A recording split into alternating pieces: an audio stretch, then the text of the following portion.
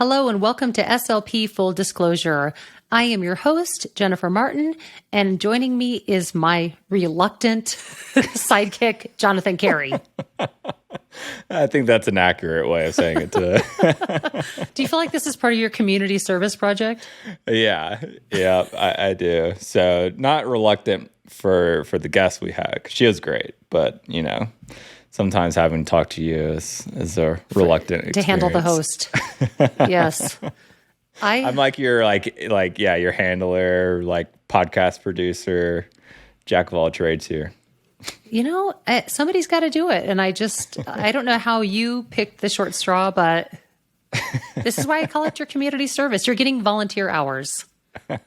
I know, I wish it counted. That apply to maybe nothing. I can store up my community service hours and then I can do something bad. And then I'm like, well, I already did all this community service. So yeah, you could build it up. Yeah, like bank your away some hours. Community service hours, and then maybe I can get out some speeding tickets. There you go. You can say officer, and they'll say, "Oh, I know exactly who she is." She's nothing but trouble around here. Nothing but trouble in these parts.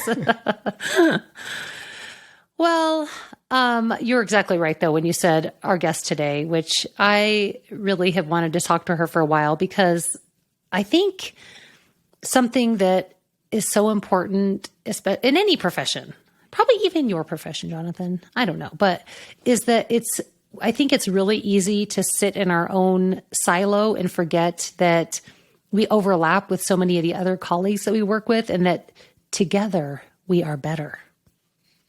Yes or no? Yeah, no, I'd say that's accurate, because a lot of times, you don't even know everything that someone does or is capable of doing, because you only may see them do one certain thing. And so yeah, I definitely think this episode illuminates that for social workers and school psychologists. I agree. And it's weird. I say in the episode too, that I worked with many and I didn't even know what all that they did. So I'm saying this because I hope that our listeners find some value in knowing what other professionals that they work closely with do, because the things that they do could also greatly benefit you in your job. So, and the students you work with. So hopefully this will be valuable to those listeners out there, to you listeners out there. So let me tell you a little bit about our guest today. Today we have Renee Larson, and Renee is the proud mother of 2 adult children and the grandma of one 5-year-old who just started real kindergarten, and it was so cute. He had to FaceTime with her on his to talk about real kindergarten. She received her master's degree in social work from the University of Nebraska in Omaha, and worked for many years with children in the child welfare system, with children who are working on recovering from the trauma of parental neglect and abuse, and many other issues facing children and their families. Renee then returned to school to obtain a certification in school psychology from the University of Colorado in Denver. Renee started working in school districts as a school social worker and then as a school psychologist, and has spent the past 25 years working with children in schools. And recently, we are lucky enough that Renee joined the staff at AMN Healthcare as the mental health program specialist. So we are so happy to have Renee Larson. All right, so welcome to my personal favorite school psychologist, Renee Larson. Thank you for being here, Renee. Thank you for having me, Jennifer. Oh my goodness. No, I'm always so thank you for saying yes, because people don't have to, but they strangely often do. And I'm always surprised and delighted. So thank you for being here.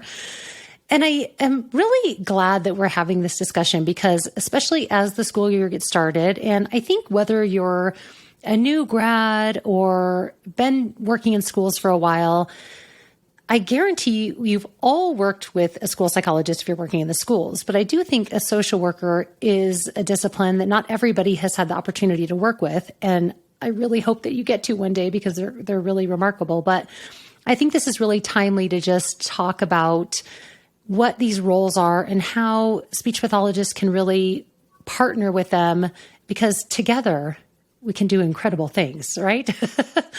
I absolutely agree with that. Yes. So I always like to start, because just for my own personal curiosity, and what is your professional story? You have, as we learned in your intro, started as a social worker, moved to school psychology.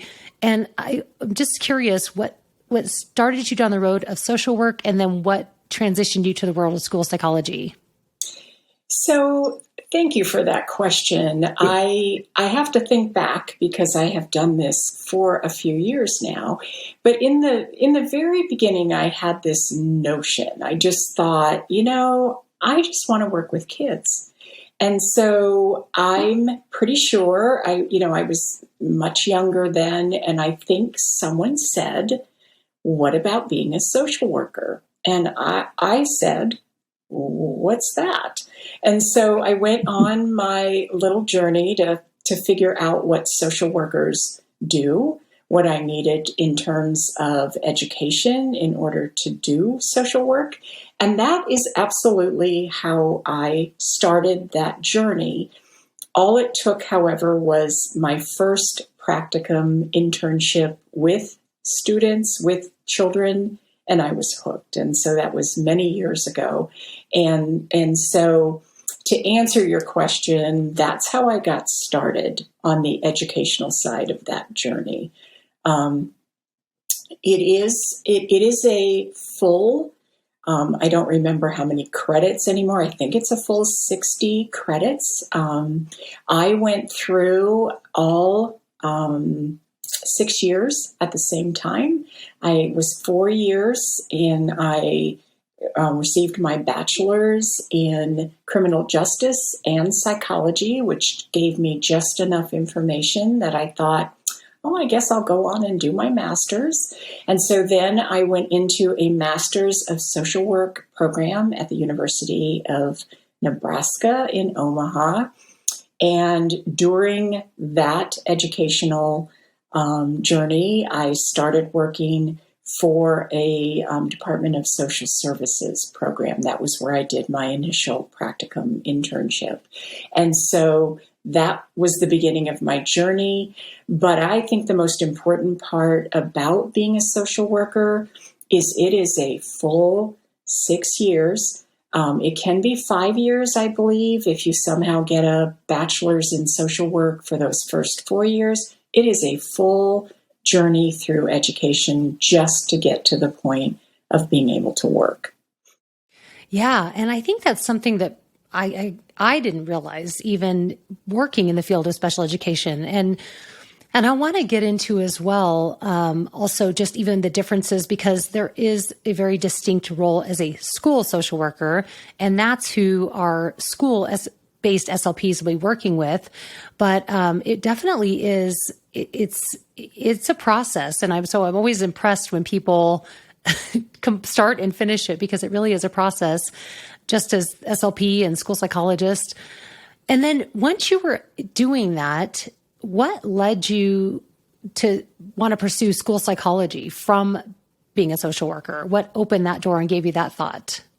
Well, part of it is I was working in the mental health side of social work. And so one of the things that is not always known about social workers is that they can become licensed to do mental health services in most states. And many states, social workers provide a lot of the mental health services and have that licensure. And so that is a big part of what I was doing early on. The other reality is that I had young children at the time, and I heard about working in schools. And I thought, well, that's a great idea. Why don't I do that? And so that was the beginning of school social work, which is very different from just social work. And I learned that. I thought, I could just apply and become a school social worker. And I needed to go back and do some different coursework, and I needed some different areas to focus on to be a school social worker. So even though I had, at that point in time, I had the licensed clinical social worker credential, and I was providing all kinds of mental health services, I did need to go back and get additional coursework, additional pieces of education in order to become a school social worker. Great. And then when you decided, okay, now I want to be a school psychologist, what brought that idea on? Well, as you're learning about me from this podcast, things just sort of happen along the way. So I was in the schools and I loved the work hours. You go to work at 7:30, 7:45, you get off at 3:30. So for my life, and my kids were very involved in sports at the time, it was great. And so somewhere in the school social work position that I had working with the students, someone said, you can go back and get trained to also be a school psychologist. And I thought, well, that's a great idea. Why don't I do that? And I had been at meetings with school psychologists, and I thought, oh my goodness, I love what they talk about. I want to learn more about that. So what's important to know is I then went back for an additional 2 years of school to get that school psychology certification. And so I was lucky enough at the time to be able to stay in my school district and do the internship part of that program. But I sort of was a school social worker. I was a school social worker while I went to school to become a school psychologist. And in the very beginning of switching roles, I actually did both jobs in some positions. And then I primarily moved on to mostly doing the evaluation side, and the social workers did the mental health side. But that's how I got there. So it was another 2 years of going back and obtaining the coursework so I could do all the different assessments and learn how to do those. So that's how I got to have both of those credentials. So you've had enough school to last you a while. Well, you don't even want to ask me if I ever went to more. That's probably another different podcast. But yes, I have both the education and the licensures on both sides of school social work and school psychology certification. Well, and I think that's so interesting because I have learned a lot from you about just I've been lucky enough when I was in the schools that I worked in a school district where I had a social worker and a school psychologist as part of the special education team. And I didn't realize how I don't want to say rare, but I guess I will say rare. It was really great to have them as, of course, the school psychologist is a given. They need to be on the team, but to also have that social worker was huge. I don't know how I would have gone through that year without her and all that she did. But I would just love to know, and I think this is something that I learned a lot more from you, even though I had worked with both, is just what are the main differences between a school social worker and a school psychologist? And I think the main difference is educationally. When you go through the MSW program, you're much more focused on systems, kind of that macro look at how systems, how families are put together. And you get a tremendous amount of training in the mental health side. And so your focus is systems, advocacy, and mental health. On the school psychology side, there is a great deal of emphasis on the testing. And so you learn how to do cognitive, academic, social emotional testing. It is a big focus. And you also are trained in some of the mental health techniques that you would use in a school, remembering that social workers can work in many different areas. Mm-hmm. School is one of them. School psychologists primarily work in schools. And so the focus is very much how to identify eligibility, how to go about doing that testing. That's the difference. So while there are many areas of similarity in school psychology, you are trained and spend a lot of time making sure that you administer the tests correctly so that they're valid and reliable when you're done with them. But that is primarily the difference. You do not get any of that assessment training when you are a broad-based social worker. However, when you go back in to be a school social worker, you will get some of that behavioral and that social emotional assessment training. So it's pretty much a guarantee. If you are an SLP in a school, you will be working in some capacity with a school psychologist. And if you are lucky enough to also have a social worker, which I hope, and I do feel like now more schools are becoming much more aware of all that they have to offer and really being able to provide that as an extra support. But for sure, school psychologist, possibly also a social worker. Correct. Always a school psychologist. Yes. Yes. The project manager of the school, as we call them. So I would just love to know, when you were working as a school social worker, can you give some examples of some of your primary functions? Just as I'm thinking, is maybe even listeners are thinking, how could they utilize their social worker, or what types of things can they do and might do if they're not used to working with one? Yeah. And social workers are, I can say this because I am one. They're wonderful in terms of the bandwidth of abilities. And so they would be involved in any kind of crises that would happen in the building. As we all know, students come into the schools with all of the many issues that they have. And so social workers can do any of the crisis, threat assessments, suicide assessments, any of those areas that happen. They would then make community referrals for those students. They would connect families to community resources for the mental health side of what might need to happen for a student. They can be very involved in the behavioral and the social emotional assessments that are part of the special education evaluations. They can do those observations. They can write the functional behavioral assessments, which they're all trained in. They can write behavior plans, and they can provide the mental health services in schools. And so when there was a division of, if you were lucky enough to have a school psychologist and a school social worker, it tended to split out that way, that the psychologist primarily focused on the assessment and the eligibility side, and the social workers focused more on that crisis management, mental health side. It doesn't mean it has to be that way, but that's how that tended to happen in the schools where there were social workers and there were school psychologists. Of course, they're in every school. We'll be right back to our interview. Take a moment to stretch your legs, but don't go anywhere, because we want to talk to you about our podcast partner, Med Travelers.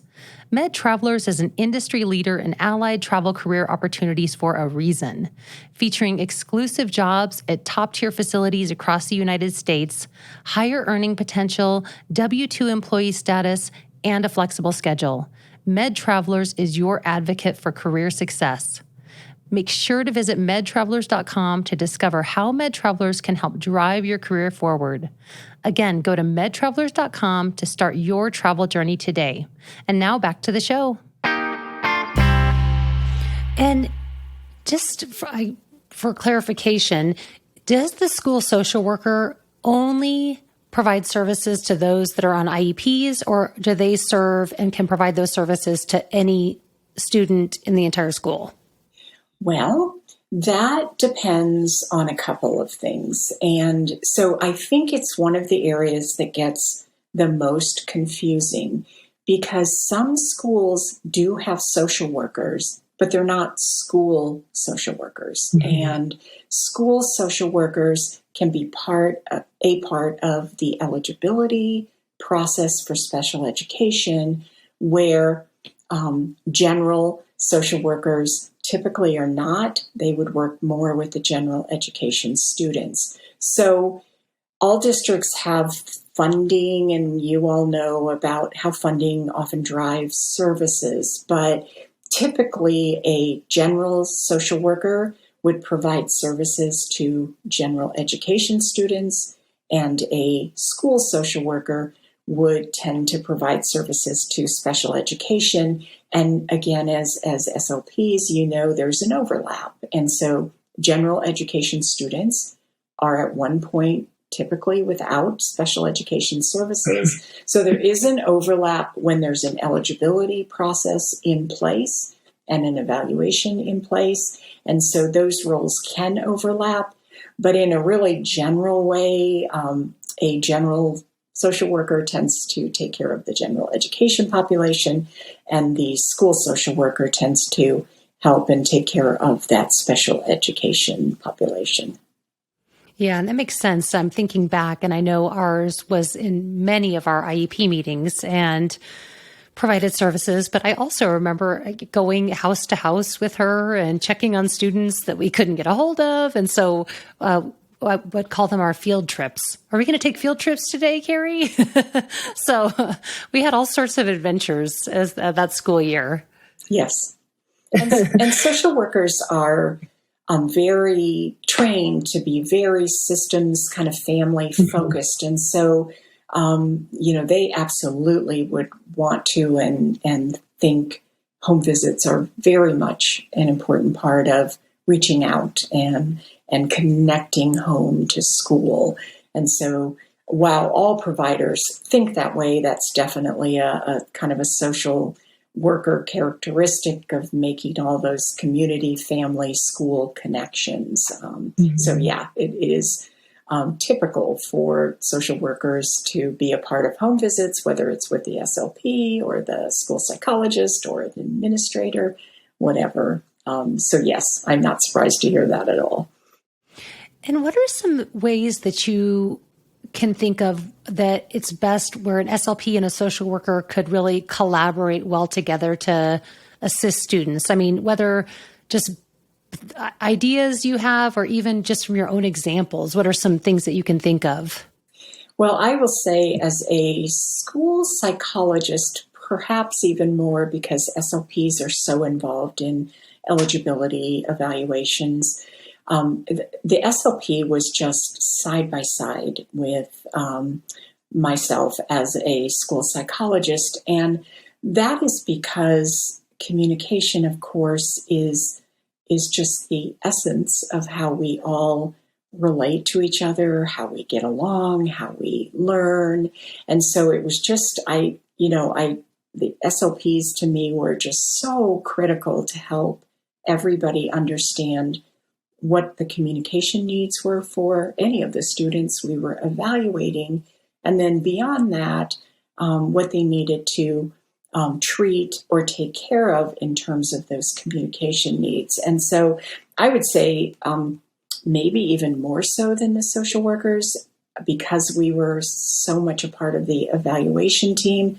I have many, many fond experiences of spending many hours with SLPs. Just too many. Yes. No, not too many.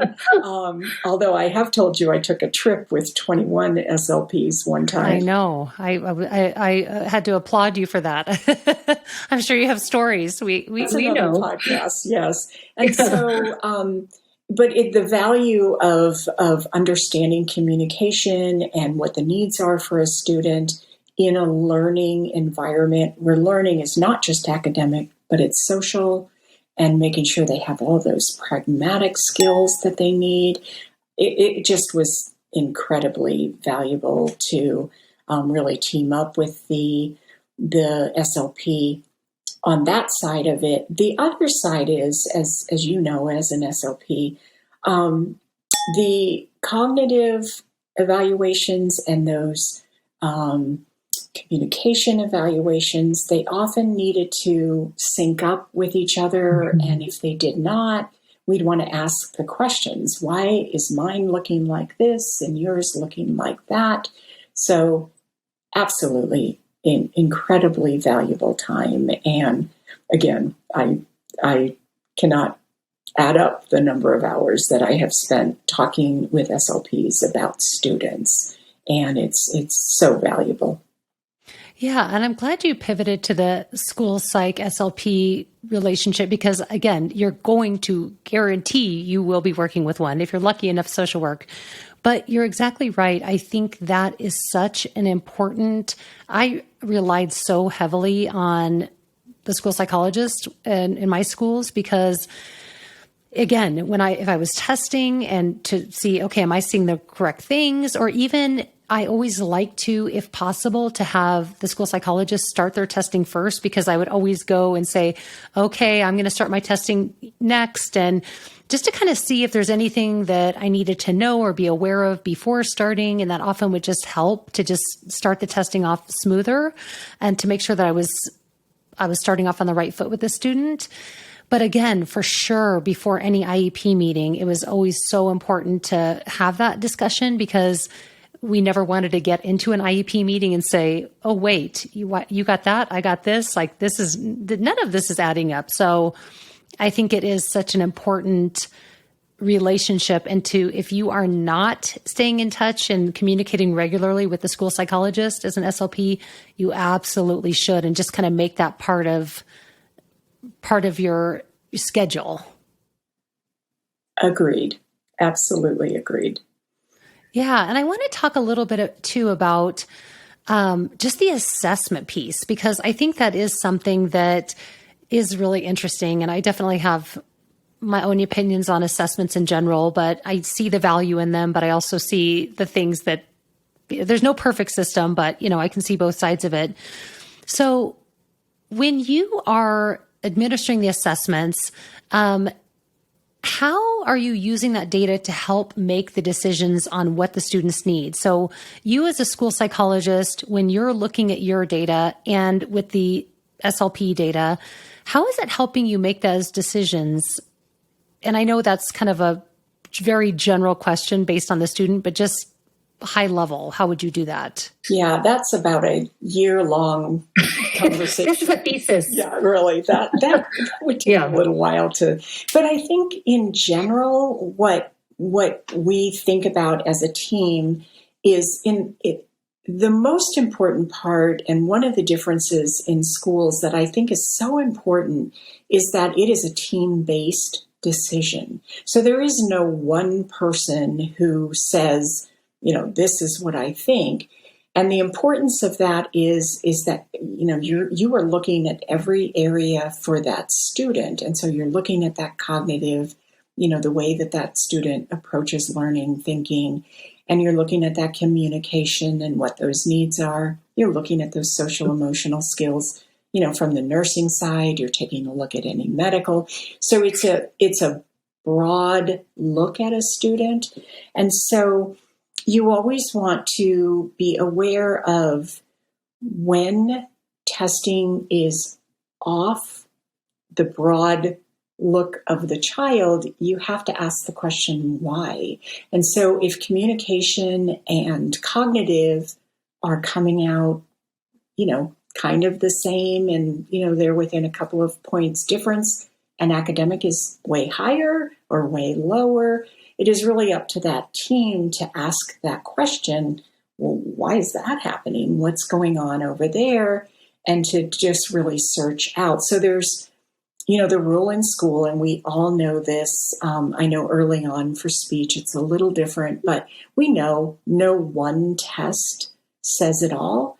And that is the importance of that full team taking a look at all those evaluation results and really thinking, well, why is this one off? Now, if they all come out kind of unified and they make sense in terms of the numbers, there's some real value in that because, for that student, that's where they're at or that's where they function.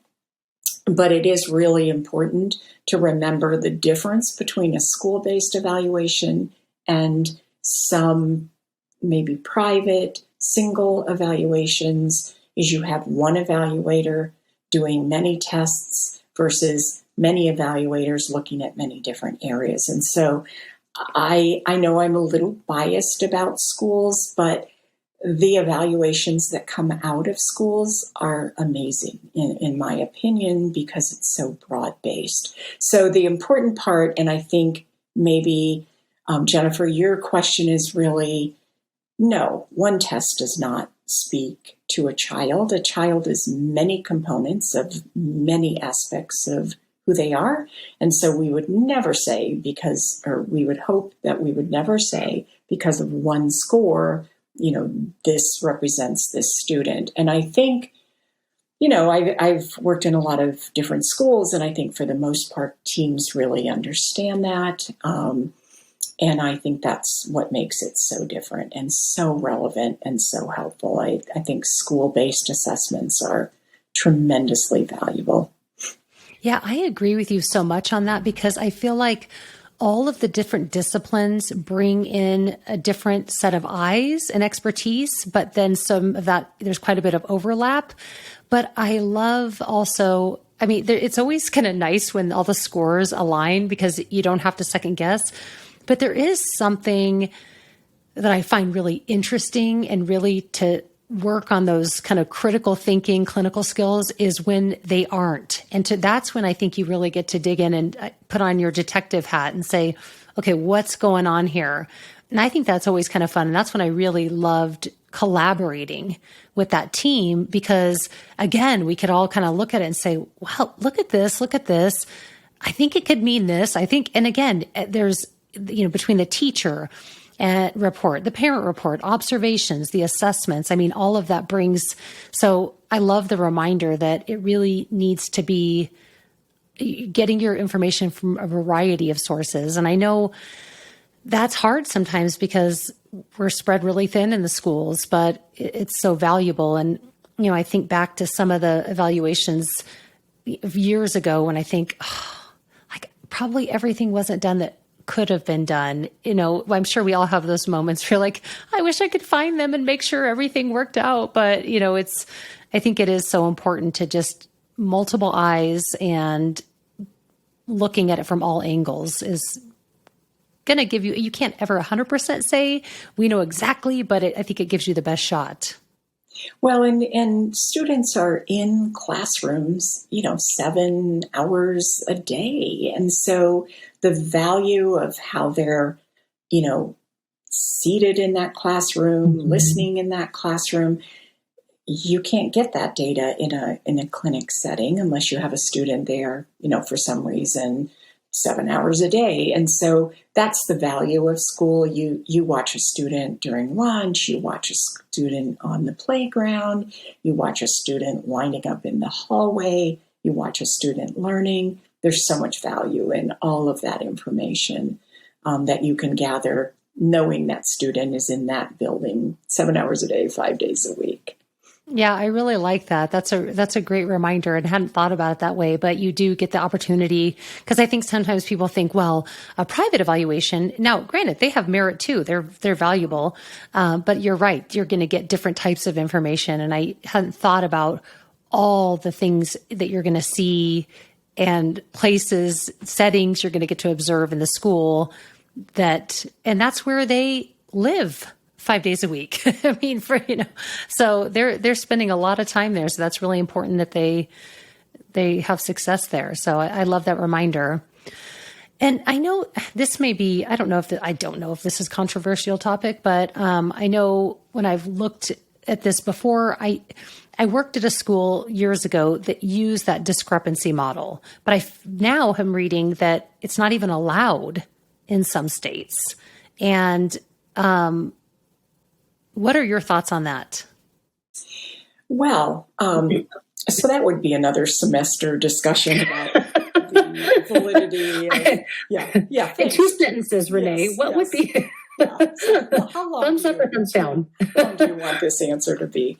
So, what happened, and I think it was, about 15 years ago, there really was a push to get rid of the discrepancy. And the discrepancy just means a difference between that cognitive score and those academic scores. And every state had sort of a formula. And there really was an opinion in general overall that was not a good way to take a look at qualifying students. And so every state went about revamping that. And so while I don't know about continued controversy about discrepancy, I do know that some states still use it, but in a different format.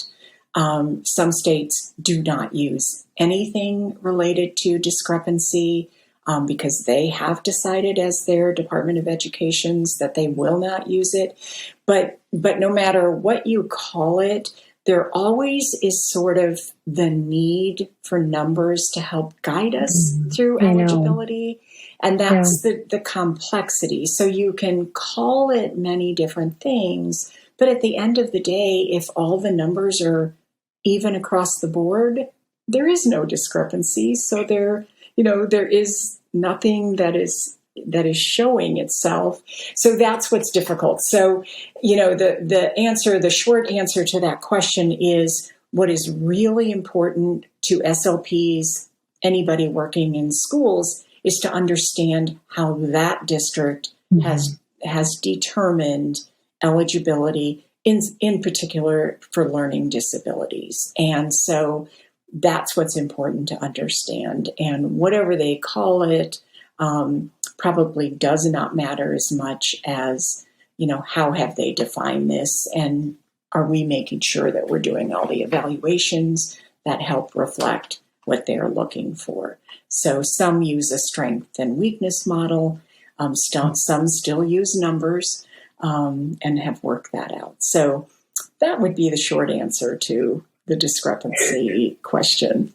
Well, that was well done. That was that was good. And I think that just also goes back to that reminder about how, because even in the district that I was in, that we did use that, and I think back to some of those times where it's like, well, sorry, they wouldn't be capable of that, therefore we are not going to serve that. I remember feeling like, okay, and that's some of those that I look back and think I think another really important piece of that is that's where that communication comes into play so well, where it can definitely, I think the numbers they do. Sometimes you have to have the numbers because there are rules and cutoffs and whatnot. But I think that's where that conversation with your team is so important, because it's going to give you a lot more information about why those numbers may look the way that they look and what's the best services or nothing, if they don't need them, this student would need. So communication is key for, I think, any of those, regardless of the model they're using.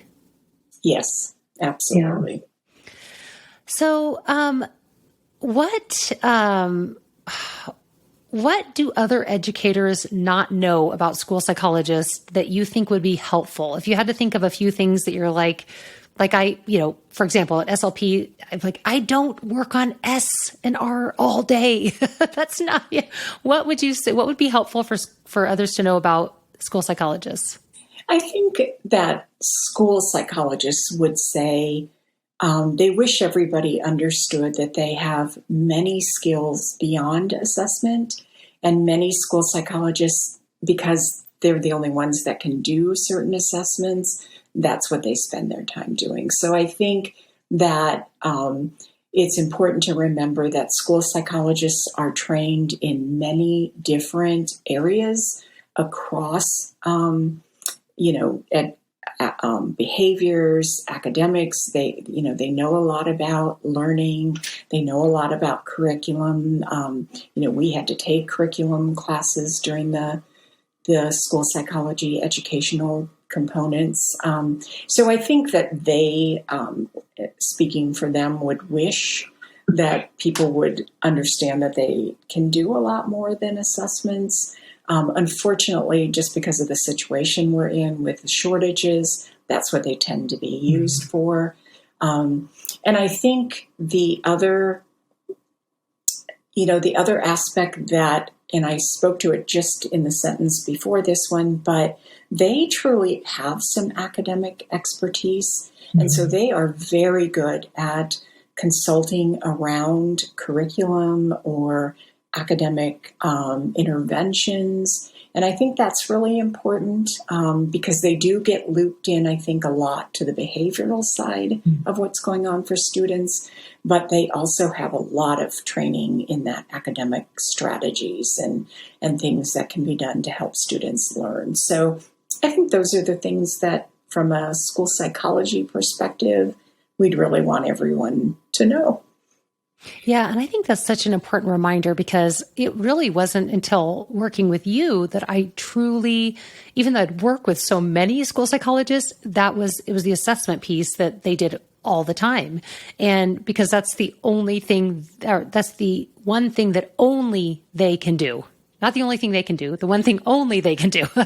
So, and so therefore, that's what they're going to be doing a lot of. But I wish that I had known more of the scope of what they could do, because I certainly would have, in all of their free time, been, like, hey, I want to run this by you. What do you think about this? Because you're right. You all have so much knowledge about just here to here and here to here that I feel like I wish I would have known more of that and taken more advantage of that, because I think it could have really helped me understand my students better and then better support them in some of those things that I didn't have as much training on. So use your school psychologists. They are just a wealth of knowledge. Okay, so for our last question, again, because you all are the gurus of so many things, but mental health being one of them, what words of advice do you have for any of our fellow school professionals that are starting this school year? And after we've had a bit of a challenging year last year, what are some tips for just taking care of your mental health as you try your best to take care of all of your students at the same time? Well, I think it is important, maybe so more this year than other years, but I've always thought this was important. There has to be a limit and some boundaries around because once school starts, you can work 24/7 if you choose to. And so it is really important that everyone understand what their boundaries are. Some people, write better reports at 8:00 at night and some don't, but it is just really important to set those boundaries. Advocate for yourself within your building about, I have way too much on my plate. I need some help. That is really important for us all being able to hang in there for the long haul. And the other thing is, I don't know why this comes to my head when I am asked this question, but I think it's really important to be extra kind to ourselves. We were asked to do many things last year that were out of our scope of expertise. And, before March of last year, I had never been on a Zoom meeting. And, we had to learn many, many things. And so as we all kind of re-enter, we need to remember our students and our families have been through many things they've never been through before. So we just need to be kind to ourselves, understand that we don't know everything, we can't do everything, and really be kind to others. There will likely be a backlash from last year just across the board, and we just need to remember to have patience and kindness for ourselves first, and then everyone else beyond that. Yeah. And I think that's such great advice. I know it's so hard because so many of us that go into these fields, we're givers, and therefore we are very good at burning ourselves out. And so I always say that the best thing you can do for these professions is take care of yourself. Because if you give to the point of burnout, then there's no more you to give to this. And so remembering why you came into this, why you wanted to do this. And again, I say that as, I know it's really hard to do, but I can't agree more with you, Renee, about just setting those boundaries, realizing sometimes have to tell myself, the world's going to keep turning if this does not happen today. And we don't think that, but it's like in the big picture, I have to take care of myself during this time. And I think you're right. Just having patience with each other this year, giving each other a little bit of slack. If somebody acts a way that's not typical, it's just been it's been a hard year. And especially for us as adults, I know sometimes I'm thinking, my coping skills are questionable some days. So I can't imagine what these kids who've had less experience are using for coping skills. So Thank you so much, Renee. You've just been a wealth of knowledge. I think it's such an important reminder about, so we talk so often about our jobs as SLPs, but we work with so many other professionals so closely. And I love that we were able to learn more about how we can all work together and what we can learn from each other. So thank you so much for being here today. And that wraps up this episode. Thank you for tuning into SLP Full Disclosure. For more information about this episode, check out the show notes on our website at medtravelers.com/SLP Full Disclosure. And don't forget to leave us a review and subscribe so you never miss a guest. Are you interested in becoming a travel SLP? Visit medtravelers.com to learn more and explore the exciting opportunities we offer at top-level facilities across the country. Also, a special thanks to Jonathan Carey for producing this episode and Aiden Dykes for the music and editing. And as always, this episode was powered by Med Travelers. See you next time.